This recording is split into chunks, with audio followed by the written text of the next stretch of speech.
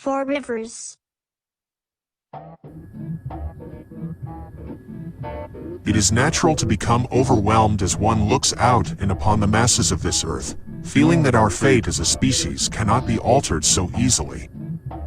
Yet how can we, in the modern era, look at the rise of technology and social platforms and continue to maintain such a pessimistic opinion of what is possible? All around the world, within homes on every continent, the people are viewing the selfsame selection of movies and series, while dancing along to the tune of the selfsame pop singles, while using the selfsame slang and gestures to express themselves. The world is homogenizing like never before, due to advances in communications and technology. The trends of society seem to change overnight with the advent of a new social media platform. And you've suddenly got every tween in the god-forsaken periphery, hopping around and lip-syncing as if thinking that they exist in an obnoxious music video that never, ever, ends. Politics, religion, entertainment, and academia make up the primary avenues whereby the masses derive their understanding, both what they want and what they expect from life. All the water in the village comes to us via these streams.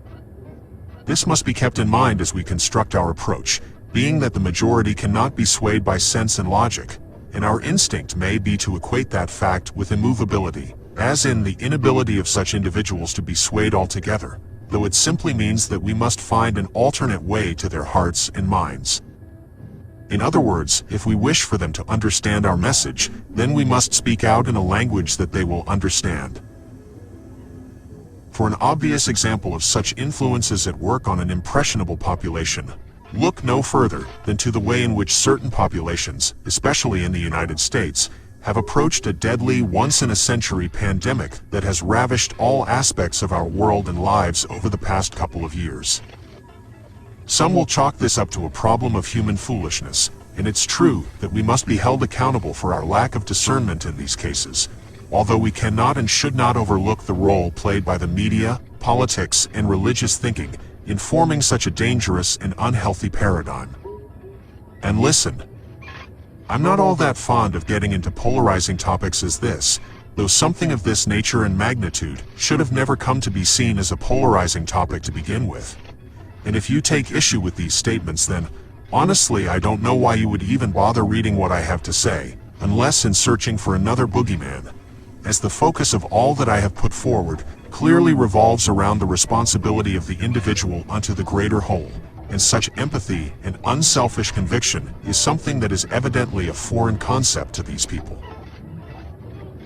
More disturbing still is the fact that few will ever see themselves in that which I have spoken, instinctively viewing my words as a condemnation of the opposing party or position, and it is in this way, through the perversion of language, that the poison gets in. My country, the United States, is heading rapidly toward totalitarian rule, and hardly is it because the population actually welcomes the reality of totalitarianism, but because our definitions have become so confused, often via deliberate and malevolent contortion, and our inability to agree on what tyranny and oppression actually look like will be what allows the enemy in through the front door like a welcomed guest.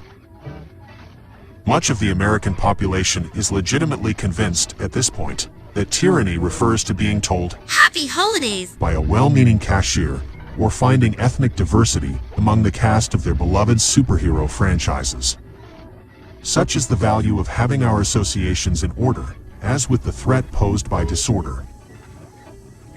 This is but one example coming off the top of my head to illustrate the influence on offer, and to deny or underplay the degree to which the individual is capable of steering the tastes, the perceptions, and the overall direction of the masses is positively daft in this modern day and age, lacking all sense of realism, with realism often being conflated with likelihood by many a self-styled rationalist. Hardly can we fathom the impact that it would have on our impressionable population if those in power, be them politicians, celebrities, or other influential figures, were to not only demonstrate the necessary maturity, empathy, and self-awareness through their acts, but consciously endorse these attitudes within their speech.